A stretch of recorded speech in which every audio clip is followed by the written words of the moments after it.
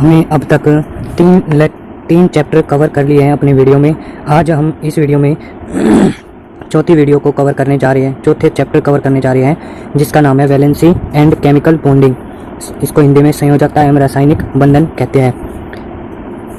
सबसे पहला टॉपिक है इसका वैलेंसी ऑफ एन एलिमेंट, तत्व की संयोजकता। अब एलिमेंट की वैलेंसी होती क्या है, इसके बारे में हम पढ़ेंगे। किसी तत्व की अन्य तत्वों के साथ संयोजन करने की क्षमता, कंबाइनिंग पावर, उस तत्व की संयोजकता वैलेंसी कहलाती है। यानी कि उसकी वैलेंसी होगी क्या, किसी एलिमेंट की, वो होगी जो वैलेंस संयोजन करने की क्षमता, यानी कि कंबाइनिंग पावर। एक एटम है, दूसरे एटम्स के साथ कितना वो कंबाइन हो सकता है, उसकी वो पावर क्या कहती है, वैलेंसी से ही डिपेंड होती है। बोर बड़ी योजना के अनुसार किसी परमाणु के अंतिम कोश में अधिकतम 8 इलेक्ट्रॉन हो सकते हैं। मतलब कि बोर बड़ी एक साइंटिस्ट थे, उन्हें एक वो दिया, आपने थ्योरी दी। उसके अनुसार क्या था कि कोई भी एटम है, उसके अंतिम सेल में, अंतिम कोश में 8 इलेक्ट्रॉन ज़्यादा से ज़्यादा हो सकते हैं। इसे उस परमाणु का अष्टक कहते हैं, यानी कि ऑक्टेट। उस परमाणु का, उस एटम का क्या कहते हैं, ऑक्टेट कहते हैं। अष्टक पूर्ण होने पर वह तत्व रासायनिक रूप से स्थायी हो जाता है, यानी कि केमिकल स्टेबल हो जाता है। अगर किसी एटम का अष्टक यानी कि ऑक्टेट कंप्लीट है, कि उसके बाह्यतम आउटर मोस्ट सेल में 8 इलेक्ट्रॉन है, तो वो जो का एटम वो केमिकली स्टेबल होता है। इसलिए प्रत्येक परमाणु अपना अष्टक पूरा करने के लिए प्रयत्नशील रहता है। यानी कि कोई भी एटम होगा वो अपना ऑक्टेट पूरा करने के लिए किसी न किसी से इलेक्ट्रॉन लेगा या फिर देगा, या फिर शेयरिंग के साथ अपना ऑक्टेट पूरा करेगा अपने आउटर मोस्ट सेल का। किसी तत्व के परमाणु द्वारा अपना अष्टक पूरा करने के लिए ग्रहण किए गए, त्याग किए गए और साझा किए गए इलेक्ट्रॉनों की संख्या उस तत्व की संयोजकता कहलाती है। अब ये संयोजकता क्या थी, वैलेंसी। वैलेंसी किसी तत्व की क्या है कि अष्टक को पूरा करने के लिए, यानी ऑक्टेट, अपने एटम के ऑक्टेट को पूरा करने के लिए इलेक्ट्रॉन होते हैं, उसका एक्सेप्ट करना या फिर डोनेट करना या फिर उससे शेयरिंग करना इलेक्ट्रॉनों की।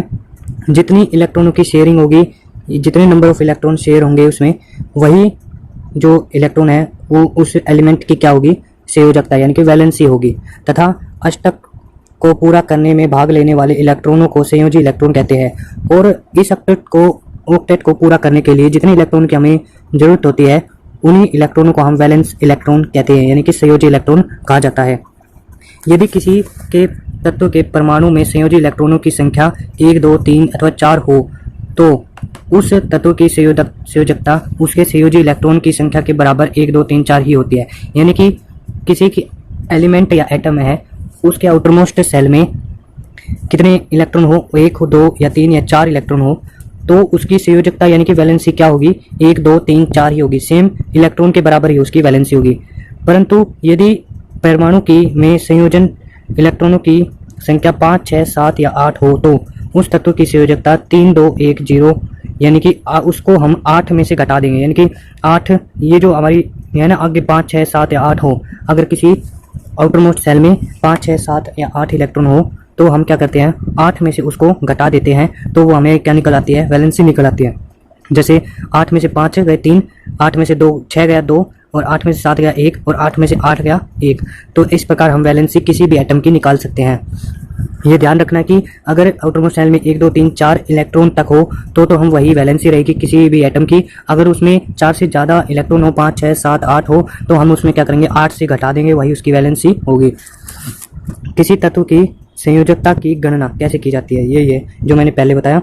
यदि संयोजी इलेक्ट्रॉनों यानी कि वैलेंस इलेक्ट्रॉन की संख्या 4 या तो 4 से कम हो, तो संयोजकता यानी वैलेंसी क्या होगी, संयोजी इलेक्ट्रॉनों की संख्या क्या होगी, 1, 2, 3, 4, यानी कि 4 तक के इलेक्ट्रॉन वे के वे लिखे जाएंगे। यदि संयोजी इलेक्ट्रॉनों की संख्या 4 से अधिक हो, तो उसको 8 से घटा देते हैं। अगला टॉपिक है process of combination of octet, यानी कि अष्टक पूर्ण करने की प्रक्रिया क्या क्या होती है। कि हम अगर किसी एटम में 8 आउटरमोस्ट सेल में 8 इलेक्ट्रॉन ना हो, तो उसको किस प्रकार हम ले सकते हैं, यानी कि उसको ऑक्टेट को पूरा कर सकते हैं। कोई परमाणु 3 प्रकार से अपने बाह्यतम कोश में अष्टक पूर्ण कर सकता है। यानी कि 3 प्रोसेस है जिससे कोई भी एटम अपना अष्टक को यानी कि अपने ऑक्टेट को पूरा कर सकता है। पहला रूल क्या है, किसी अन्य परमाणु को अपने इलेक्ट्रॉनों का त्याग करके, मतलब कि अपने इलेक्ट्रॉन को डोनेट करके। दूसरा पॉइंट, किसी अन्य परमाणु से इलेक्ट्रॉन प्राप्त करके, यानी कि इलेक्ट्रॉन एक्सेप्ट कर ले। और तीसरा पॉइंट कहता है किसी अन्य परमाणु के साथ इलेक्ट्रॉन की साझेदारी कर ले, यानी कि शेयरिंग कर ले, कि आधे वो मिला लेगा, आधे दूसरा आइटम मिला लेगा, और शेयरिंग करके भी अपना क्या अष्टक को ऑक्टेट को पूरा कर सकते हैं। इसका एग्जांपल है जैसे कैल्शियम एटम है। कैल्शियम एटम का इलेक्ट्रॉनिक कॉन्फ़िगरेशन यानी इलेक्ट्रॉनिक विन्यास क्या होता है, 2-8-8-2। ऐसे हम इलेक्ट्रॉनिक कॉन्फ़िगरेशन लिख सकते हैं, इलेक्ट्रॉनिक विन्यास लिख सकते हैं कैल्शियम का। तो हमें दिख रहा है कि इसके कैल्शियम के आउटर मोस्ट सेल में 2 इलेक्ट्रॉन है। और इसी प्रकार ऑक्सीजन का अगर इलेक्ट्रॉनिक कॉन्फ़िगरेशन लिखे तो क्या होती है, 8 होता है ना, ऑक्सीजन का एटॉमिक नंबर 8 होता है और कैल्शियम का होता है 20। तो इस तरह से इलेक्ट्रॉनिक विन्यास लिख सकते हैं, इलेक्ट्रॉनिक कॉन्फ़िगरेशन को हम लिख सकते हैं। तो ऑक्सीजन का 2 और 6 इस प्रकार लिख सकते हैं।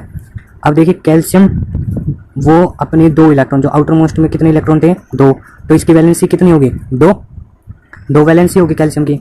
और जो ऑक्सीजन है, ऑक्सीजन की वैलेंसी कितनी होगी, आउटर मोस्ट में कितने इलेक्ट्रॉन है, 6 क्या है, 4 से ज़्यादा है, 4 से ज़्यादा है तो हम इसमें 8 से घटा देंगे, 8 से घटा देंगे तो 2 बचेगा। तो ऑक्सीजन की भी वैलेंसी क्या होगी, 2।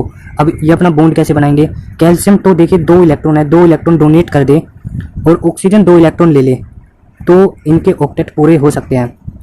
देखिए कैल्शियम और ऑक्सीजन बॉन्ड बना लेंगे, इसका जो ऑक्टेट होगा कैल्शियम का वो हो जाएगा 8।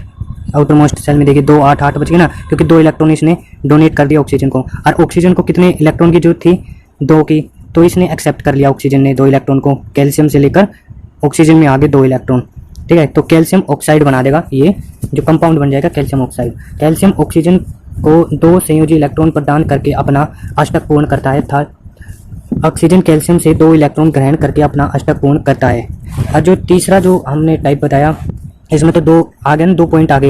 एक तो कैल्शियम तो डोनेट कर रहा है, ऑक्सीजन एक्सेप्ट कर रहा है इलेक्ट्रॉन, 2 प्रोसेस होगी अपने ऑक्टेट पूरा करने के लिए। तीसरी जो प्रोसेस थी जो हमने बताई, शेयरिंग, साझेदारी, इलेक्ट्रॉन की साझेदारी, वो क्या है, जैसे कि कार्बन का इलेक्ट्रॉनिक विन्यास क्या होता है, 2 4, क्योंकि 6 इलेक्ट्रॉन का एटॉमिक नंबर होता है। ऑक्सीजन का क्या होगा, एटॉमिक नंबर 8, तो इलेक्ट्रॉनिक कॉन्फ़िगरेशन 2 6 इस प्रकार। अब शेयरिंग कैसे होगी, अब देखिए यहाँ पर हमें क्या करना है, कार्बन ऑक्सीजन, हमें कंपाउंड क्या बनाना है, CO2 बनाएंगे, ठीक है। तो 2 ऑक्सीजन और 1 कार्बन, 2 ऑक्सीजन है। अब इसका इलेक्ट्रॉनिक वो क्या कहते हैं, वैलेंसी कितनी होगी कार्बन की, आउटर मोस्ट में कितने इलेक्ट्रॉन है कार्बन के, 4। अब इसमें कितने ऑक्सीजन में, ऑक्सीजन की वैलेंसी क्या होगी, 2, क्योंकि हमने पिछले में निकाल के देखा था कि 8 में से 6 गया, 2 बच गया। अब देखिए 2 इलेक्ट्रॉन ऑक्सीजन लेगा, मतलब कि 2 इलेक्ट्रॉन, 1 ऑक्सीजन 2 इलेक्ट्रॉन की शेयरिंग करवाएगा। अब ऑक्सीजन ये भी 2 इलेक्ट्रॉन देगा, शेयरिंग करेगा, और कार्बन अपने चारों के चारों इलेक्ट्रॉन शेयरिंग में दे देगा। इसलिए देखिए जो कार्बन और ऑक्सीजन के बीच में बॉन्ड बनेगा वो डबल बॉन्ड बनेगा, यानी कि 4 इलेक्ट्रॉन की शेयरिंग हो रही है। 4 तो कार्बन दे रहा है और दोनों ऑक्सीजन 2 इलेक्ट्रॉन दे रही है, यानी कि इनसे भी टोटल 4 इलेक्ट्रॉन शेयरिंग हो रही है और इक्वल शेयरिंग हो रही है। देखिए ऑक्सीजन भी इक्वल शेयरिंग कर रहा है 4 इलेक्ट्रॉन की, और कार्बन भी 4 इलेक्ट्रॉन शेयरिंग कर रहा है। तो ये कौन सा कंपाउंड बना देगा, CO2 बना देगा, कार्बन डाइऑक्साइड। ऑक्सीजन के 2 परमाणु तथा कार्बन का 1 परमाणु परस्पर 2 इलेक्ट्रॉन की साझेदारी करके अपना अष्टक पूर्ण करते हैं, ठीक है। तो अगला जो है हमारा वैलेंसी ऑफ नोबल गैसेस, उत्कृष्ट गैस बोलते हैं जिसको हम आदर्श गैस भी बोलते हैं या नोबल आइडियल गैस भी बोलते हैं इसको। उसकी वैलेंसी हम कैसे निकालते हैं, जो हमारी नोबल गैसेज होती है 18 ग्रुप एलिमेंट, उनकी कैसे निकालते हैं। प्रकृति में 6 उत्कृष्ट गैसें पाई जाती है। अब तक हमने 6 नोबल गैसेज मिली है हमें नेचर में, जिन्हें आवर्त सारणी के समूह 18 में रखा गया है। इन गैसों के नाम व इनका इलेक्ट्रॉनिक विन्यास निम्नलिखित है। देखिए टेबल देखिए, जैसे नोबल गैस बताई हुई है, helium, neon, argon, krypton, xenon और रेडोन। और इलेक्ट्रॉनिक विन्यास, हीलियम का 2, नियोन का 2 8, आर्गन का 2 8 8, और क्रिप्टॉन का 2 8 18 8, जीनोन का 2 8 18 18 8, और रेडोन का 2 8 18 32 18 8। इलेक्ट्रॉनिक विन्यास हमने पिछले जो एटॉमिक स्ट्रक्चर है उसमें निकालना सीखा था। और जिनका नोबल गैसेस का एटॉमिक नंबर क्या है, हीलियम का 2 होता है, नियोन का 10 होता है, आर्गन का 18 होता है, क्रिप्टॉन का 36 होता है, जीनोन का 54 होता है, रेडोन का 86 होता है। अब देखिए इलेक्ट्रॉनिक कॉन्फ़िगरेशन से हमें पता चल रहा है कि ये जो नोबल गैसेज है उसमें हीलियम को छोड़कर और सभी जो एटम है उनकी ऑक्टेट आउटर मोस्ट सेल में जिनकी वैलेंसी क्या है 8 है, जिनकी वैलेंसी 0 है, ठीक है। इसके आउटर मोस्ट इलेक्ट्रॉन में 8 इलेक्ट्रॉन है, वैलेंसी इनकी 0 है। देखिए सभी में ऑक्टेट रूल फॉलो हो रहा है हीलियम को छोड़कर। प्रत्येक उत्कृष्ट यानी नोबल गैस के परमाणु का अंतिम कोश पूर्णतः भरा हुआ है। हीलियम को छोड़कर से सभी उत्कृष्ट गैसें के परमाणु की अंतिम कक्षा में 8 इलेक्ट्रॉन विद्यमान है, इसलिए ये गैस अष्टक नियम का पालन करती है। चूँकि हीलियम के परमाणु में एक ही कक्षा होती है, इसलिए 2 इलेक्ट्रॉन के साथ वह भी पूर्ण है। क्योंकि देखिए 2 इलेक्ट्रॉन आउटर मोस्ट सेल में 2 इलेक्ट्रॉन है, वो भी पूरे भरे हुए हैं, इसलिए हीलियम को भी हम क्या मानते हैं, नोबल गैस मानते हैं। क्योंकि इसका जो आउटर मोस्ट सेल है वो भरा हुआ है, 2 इलेक्ट्रॉन बेशक हो। सभी उत्कृष्ट गैसों की अंतिम कक्षा पूर्ण होने के कारण इनकी संयोजकता शून्य होती है। इसकी जो वैलेंसी है वो क्या है, 0 है, क्योंकि 8 है, 8 में से 8 गया 0। संयोजकता शून्य होने के कारण इन गैसों की अन्य तत्वों के साथ रासायनिक क्रियाशीलता भी अत्यंत कम है। यानी कि जिसकी वैलेंसी जितनी कम होगी वो उतना ही अक्रियशील होगा, मतलब वो उतना ही रिएक्ट दूसरे से नहीं कर पाएगा। इसलिए उत्कृष्ट गैसों को एक्रियस गैस, इनर्ट गैस भी कहा जाता है। Valence shell and valence electron, संयोजी कोश एवं संयोजी इलेक्ट्रॉन। प्रत्येक परमाणु का बाह्यतम कोश या आउटरमोस्ट सेल उसका संयोजी कोश कहलाता है। मतलब कि कोई भी एटम है उसके आउटरमोस्ट सेल को हम क्या कहते हैं, संयोजी कोश यानी वैलेंस सेल कहते हैं, तथा इस कोश में उपस्थित इलेक्ट्रॉन संयोजी इलेक्ट्रॉन कहलाते हैं। और आउटरमोस्ट सेल में जितने भी इलेक्ट्रॉन प्रेजेंट होंगे उन्हीं को हम क्या कहेंगे, वैलेंस इलेक्ट्रॉन कहते हैं। विभिन्न तत्वों के इलेक्ट्रॉनों के मध्य संयोज की प्रक्रिया में यही इलेक्ट्रॉन भाग लेते हैं। मतलब कि जो भी रिएक्शन होती है उस रिएक्शन में कौन से इलेक्ट्रॉन भाग लेते हैं, वो संयोजी इलेक्ट्रॉन यानी वैलेंस इलेक्ट्रॉन ही, कोई भी रिएक्शन हो उसमें संयोजी इलेक्ट्रॉन ही भाग लेते हैं। किसी तत्व के संयोजी इलेक्ट्रॉन को लुईस प्रतीक, लुईस सिंबल के द्वारा प्रदर्शित किया जाता है। तत्व के प्रतीकात्मक वर्ण के चारों ओर संयोजी इलेक्ट्रॉनों की संख्या बराबर बिंदु डॉट्स लगाकर लुईस प्रतीक दर्शाया जाता है। यानी कि लुईस ने सिंबल दिया कि वैलेंस इलेक्ट्रॉन को कैसे डिनोट किया जाए। वो कैसे डिनोट करेंगे कि एक एटम लिखेंगे हम पहले, एटम का नाम, और उसके चारों ओर डॉट के जरिए कितनी भी वैलेंसी है उसकी, आउटरमोस्ट सेल में जितने भी इलेक्ट्रॉन है उसके डॉट लगाकर हम उसको डिनोट कर सकते हैं कि उसके आउटरमोस्ट सेल में कितने इलेक्ट्रॉन है। कोर इलेक्ट्रॉन, कोर इलेक्ट्रॉन क्या होते हैं, किसी तत्व के परमाणु की आंतरिक कक्षाओं इनर सेल में, आउटरमोस्ट सेल को छोड़कर क्या बचेगा, इनर सेल। इनर सेल में जितने भी इलेक्ट्रॉन होंगे उनको हम क्या बोलते हैं, कोर इलेक्ट्रॉन कहते हैं। उदाहरण सोडियम के एक परमाणु में 11 इलेक्ट्रॉन होते हैं। तो इसके देखें तो सोडियम एटम है, इनर में कितने इलेक्ट्रॉन है और आउटर मोस्ट में कितने इलेक्ट्रॉन होंगे, ये देखिए। सोडियम का कितने इलेक्ट्रॉनिक एटॉमिक नंबर 11। इलेक्ट्रॉनिक विन्यास क्या होगा इसका, 2 8 1, क्योंकि 11 हो गया, 2 8 10 और 1 11। इसके प्रथम कोश में कितने इलेक्ट्रॉन होते हैं, 2। द्वितीय कोश में यानी कि सेकेंड सेल में कितने इलेक्ट्रॉन होते हैं, 8। और अंतिम कोश में आउटर मोस्ट इलेक्ट्रॉन में कितने इलेक्ट्रॉन होते हैं, 1। तो वैलेंस इलेक्ट्रॉन कितने हैं इसमें, 1। और कोर इलेक्ट्रॉन कितने हैं, कोर इलेक्ट्रॉन है 10, क्योंकि इनर इलेक्ट्रॉन को हम कोर इलेक्ट्रॉन बोलते हैं। हमें एक टेबल नजर आ रही है स्क्रीन पर, कुछ तत्वों के लुईस प्रतीक, मतलब कुछ एलिमेंट लिए हमने, उनके लुईस सिंबल क्या है वो दिखाई गए हैं कि एलिमेंट दिखाए हुए sodium, magnesium, aluminium, silicon, phosphorus, sulphur, chlorine, argon.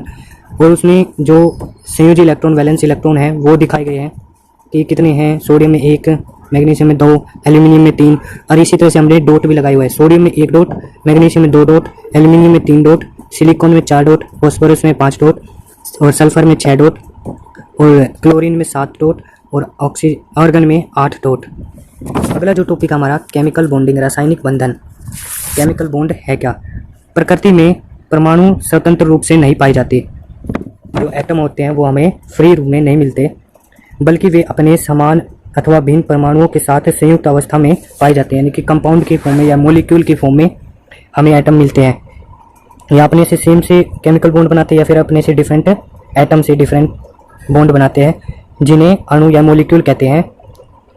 आयनों, अणुओं और रवों यानी कि क्रिस्टल, आयन अणु या आयन कहते हैं आयनिक, और अणु की फॉर्म में क्या, मॉलिक्यूल की फॉर्म में, और क्रिस्टल की फॉर्म में, तथा यौगिकों के निर्माण के लिए परमाणुओं के परस्पर संयोजन की प्रक्रिया रासायनिक बंधन कहलाती है।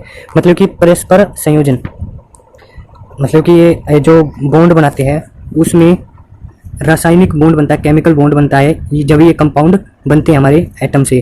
किसी अणु तथा अणु समूह या कंपाउंड में उपस्थित परमाणुओं के मध्य कार्यरत यह आकर्षण बल जो उन्हें परस्पर जोड़े रखता है।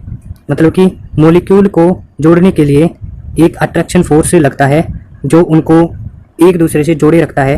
वह एक विशिष्ट ज्यामितीय स्वरूप प्रदान करता है और एक स्पेशल ज्योमेट्री देता है कि जो मॉलिक्यूल या कंपाउंड है उसकी ज्योमेट्री के बारे में भी केमिकल बॉन्ड के से सहायता से ही हमें ज्योमेट्री प्रदान होती है इसकी, मॉलिक्यूलर कंपाउंड की। रासायनिक बंध केमिकल बॉन्ड कहलाती है। तो ये केमिकल बॉन्ड की सहायता से ही हमें मॉलिक्यूलर कंपाउंड और उसकी ज्योमेट्री का पता चलता है। रासायनिक बंधों यानी केमिकल बॉन्ड को उनके प्रकृति, बंधन प्रक्रिया एवं शक्ति के आधार पर विभिन्न प्रकार से विभाजित किया गया है। मतलब कि उनकी पावर क्या है, कि कितना उसमें अट्रैक्शन हो रहा है, उसकी पावर का के बारे से हम क्या इसको डिफरेंट टाइप में विभाजित करते हैं, जो इस प्रकार है। टाइप ऑफ केमिकल बॉन्ड, रासायनिक बंधों के प्रकार। सबसे पहला टाइप होता है हमारा intra molecular force strong bond होता है, जो कि इसको हिंदी में अंत आणुक बल अथवा प्रबल बंध कहते हैं। दूसरी टाइप है इंटर मोलिकुलर फोर्स और वीक बॉन्ड, अंतर आणुक बल अथवा दुर्बल बल। अब इंट्रा मोलिकुलर फोर्स यानी कि स्ट्रॉन्ग बॉन्ड, उसके भी 3 टाइप होते हैं, इलेक्ट्रोवैलेंट और आयनिक बॉन्ड, इसको हिंदी में विद्युत संयोजी अथवा आयनिक बंध कहते हैं। दूसरा टाइप है कोवेलेंट बॉन्ड, सहसंयोजी बंध। तीसरा टाइप है कोऑर्डिनेट बॉन्ड, उप सहसंयोजी बंध। और जो अपना इंटरमोलिकुलर फोर्स यानी कि वीक बॉन्ड है, वे भी 2 प्रकार के होते हैं, हाइड्रोजन बॉन्ड और वेंडरवाल बॉन्ड। आइए अब हम इंटरमोलिकुलर फोर्स यानी कि स्ट्रॉन्ग बॉन्ड के बारे में पढ़ते हैं और उसके टाइप के बारे में पढ़ते हैं। किसी अणु मॉलिक्यूल के भीतर उपस्थित परमाणुओं के मध्य लगने वाला आकर्षण बल यानी अट्रैक्शन फोर्स जो एटम के बीच में लगता है, अतः आणुक बल अथवा प्रबल बंध यानी कि इंट्रामोलिकुलर फोर्स या स्ट्रॉन्ग बॉन्ड कहलाता है। ये बंध 3 प्रकार के होते हैं, इनके ये बॉन्ड होते हैं 3 प्रकार के होते हैं जो हमने पहले पढ़ा। एक तो सबसे पहले टाइप होते हैं इलेक्ट्रोवैलेंट या आयनिक बॉन्ड। इलेक्ट्रोवैलेंट और आयनिक बॉन्ड को हम विद्युत संयोजी और आयनिक बंध भी कहते हैं। 2 परमाणुओं के मध्य संयोजी इलेक्ट्रॉनों के स्थानांतर ट्रांसफर के परिणाम स्वरूप निर्मित रासायनिक बंध केमिकल बॉन्ड विद्युत संयोजी अथवा आयनिक बंध कहलाता है। मतलब क्या है, 2 एटम है आपके पास और उनके बीच में संयोजी इलेक्ट्रॉनों का स्थानांतरण, मतलब कि जो वैलेंस इलेक्ट्रॉन है हमारे, उनका ट्रांसफर होता है। ट्रांसफर के परिणाम स्वरूप क्या होता है, रिजल्ट क्या होता है उसका, फिर रासायनिक केमिकल बॉन्ड बनता है। उसमें केमिकल बॉन्ड बनता है इलेक्ट्रॉन, वैलेंस इलेक्ट्रॉन के ट्रांसफर से। तो उसी को हम क्या बोलते हैं, इलेक्ट्रोवैलेंट या आयनिक बॉन्ड कहते हैं।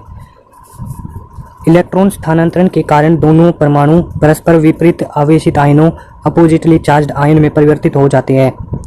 मतलब कि इलेक्ट्रॉन का ट्रांसफर होता है, उसके कारण क्या होता है, दोनों परमाणु परस्पर विपरीत आवेशित आयन आ जाते हैं, उसमें वो परिवर्तित हो जाता है। इलेक्ट्रॉन त्याग करने वाला परमाणु धनायन यानी कि कैटायन कहते हैं। जो इलेक्ट्रॉन का डोनेट करेगा उसको हम क्या कहते हैं, कैटायन। और कैटायन पे कौन सा चार्ज होगा, पॉजिटिव यानी कि धनायन। तथा इलेक्ट्रॉन ग्रहण करने वाला परमाणु ऋणायन यानी एनायन। एनायन पे कौन सा चार्ज, नेगेटिव। और जो इलेक्ट्रॉन को एक्सेप्ट करेगा उस पर कौन सा चार्ज आएगा, नेगेटिव। इन विपरीत आयनों के मध्य एक प्रबल आकर्षण फोर्स होता है। मतलब कि पॉजिटिव और नेगेटिव के बीच में एक स्ट्रॉन्ग अट्रैक्टिव फोर्स वर्क करता है, जिसे विद्युत संयोजी अथवा आयनिक बॉन्ड कहते हैं, इलेक्ट्रोवैलेंट या आयनिक बॉन्ड कहते हैं। आयनिक बॉन्ड की प्रॉपर्टी क्या है, आयनिक बॉन्ड अन्य सभी बॉन्डों की तुलना में सबसे अधिक पावरफुल है, कि इससे ज़्यादा स्ट्रॉन्गेस्ट बॉन्ड है ही नहीं। जो केमिकल कंपाउंड से जो बॉन्ड बनाते हैं उससे इलेक्ट्रोवैलेंट से ज़्यादा शक्तिशाली नहीं है। इनमें आवेशित परमाणु अथवा अन्य आयनों की उपस्थिति के कारण उचित माध्यम में स्वार्थिक क्रियाशील होते हैं। मतलब कि इसमें जब चार्ज आ जाता है, आवेशित परमाणु एटम यानी कि आयनिक एटम, अर्थात आयनों की उपस्थिति के कारण जिसमें पॉजिटिव नेगेटिव चार्ज आ जाता है एटम के अंदर, उचित माध्यम में स्वार्थिक क्रियाशील होते हैं। मतलब कि सबसे ज़्यादा रिएक्टिव भी यही होते हैं। आयनिक बॉन्ड से जुड़े अणु का गलनांक और क्वथनांक उच्च होता है। जब इसमें स्ट्रोंगेस्ट बॉन्ड है, सबसे ज़्यादा आकर्षित बल अट्रैक्शन फोर्स लग रहा है, तो इनको तोड़ने के लिए ज़्यादा से ज़्यादा एनर्जी की जरूरत पड़ेगी। इसलिए इनका मेल्टिंग पॉइंट और बॉइलिंग पॉइंट, गलनांक और क्वथनांक, वो सबसे ज़्यादा होता है। आयनों की उपस्थिति के कारण आयनिक बॉन्ड से जुड़े अणु जलीय विलयन यानी कि एक्वस सॉल्यूशन में भी क्या होता है, पोलर होते हैं। पोलर क्या होते हैं, पॉजिटिव नेगेटिव चार्ज होते हैं। इसमें पिघली हुई अवस्था मोल्टन स्टेज में विद्युत के सुचालक होते हैं। क्या मतलब कि आयनों की उपस्थिति के कारण आयनिक बॉन्ड से जुड़े अणु जलीय एक्वस सॉल्यूशन, जलीय विलयन में अथवा पिघली हुई अवस्था में या मोल्टन स्टेज में ये जो विद्युत के सुचालक होते हैं। मतलब कि विद्युत इसमें से पास हो सकती है लिक्विड फॉर्म में। आयनिक तथा विद्युत संयोजी यौगिक, आयनिक और इलेक्ट्रोवैलेंट कंपाउंड विद्युत संयोजी अथवा आयनिक बंध द्वारा जुड़े हुए आयनों से निर्मित यौगिकों आयनिक अथवा विद्युत संयोजी यौगिक कहलाते हैं। मतलब कि कोई भी एटम है, कोई भी एलिमेंट है, अगर वो इलेक्ट्रोवैलेंट से बॉन्ड से जुड़ा हुआ है तो उस कंपाउंड को हम क्या कहते हैं? इलेक्ट्रोवैलेंट कंपाउंड या आयनिक कंपाउंड। विद्युत संयोजी यौगिक के गुण यानी कि characteristics of electrovalent compound. Electrovalent compound के प्रॉपर्टी क्या है, कैरेक्टरिस्टिक्स क्या है? विद्युत संयोजी यौगिक रवेदार संरचना क्रिस्टलाइन स्ट्रक्चर वाले होते हैं। जो इलेक्ट्रोवैलेंट कंपाउंड होते हैं वो क्रिस्टलाइन स्ट्रक्चर में होते हैं, क्रिस्टल की फॉर्म होती है, जिनमें धनायन, कैटायन और ऋणायन, एनायन एक नियमित क्रम में व्यवस्थित होते हैं। मतलब कि इनका अरेंजमेंट अच्छे से होता है पॉजिटिव और नेगेटिव चार्जेस का। ये जो कंपाउंड होते हैं सामान्यतः कठोर हार्ड होते हैं। आयनिक आवेश जो आयनिक चार्ज होता है में वृद्धि के साथ तथा आयनों के मध्य दूरी कम होने के साथ इनकी कठोरता में वृद्धि होती है।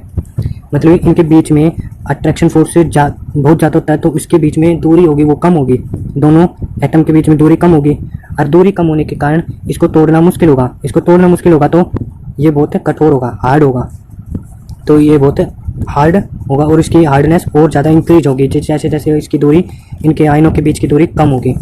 ये कंपाउंड ध्रुवीय विलायकों यानी कि पोलर सोलवेंट में, मैंने बताया कि पोलर सोलवेंट में क्या होता है, पॉजिटिव और नेगेटिव चार्जेस होते हैं, जैसे जल, वाटर, द्रव्य अमोनिया, लिक्विड अमोनिया आदि में विलय होते हैं। कौन से कंपाउंड? इलेक्ट्रोवैलेंट कंपाउंड, क्योंकि इलेक्ट्रोवैलेंट कंपाउंड में पॉजिटिव नेगेटिव चार्ज और पोलर सोलवेंट या ध्रुवीय विलायकों में भी पॉजिटिव नेगेटिव चार्ज होता है। तथा अध्रुवीय विलायकों नॉन पोलर सोलवेंट में ये विलय नहीं होते, जैसे कि बेंजीन, ईथर, अल्कोहल आदि में अविलय होते हैं। मतलब कि इसमें नॉन पोलर सोलवेंट में घुलते नहीं है, पोलर सोलवेंट में ये घुलते हैं इलेक्ट्रोवैलेंट कंपाउंड। प्रबल आयनिक बंधों को तोड़ने के लिए अधिक ऊर्जा की आवश्यकता होती है। जो स्ट्रॉन्गेस्ट आयनिक बॉन्ड होते हैं उनको तोड़ने के लिए ज़्यादा से ज़्यादा एनर्जी की जरूरत पड़ती है, इसलिए विद्युत संयोजी यौगिक के गलनांक और क्वथनांक बहुत उच्च होते हैं। जो मेल्टिंग पॉइंट और बॉइलिंग पॉइंट है इन इलेक्ट्रोवैलेंट कंपाउंड के बहुत ज़्यादा होते हैं। आज के लेक्चर में इतना ही। अगले लेक्चर में हम जो बॉन्ड्स के टाइप है उनके बारे में आगे पढ़ेंगे अगली वीडियो में।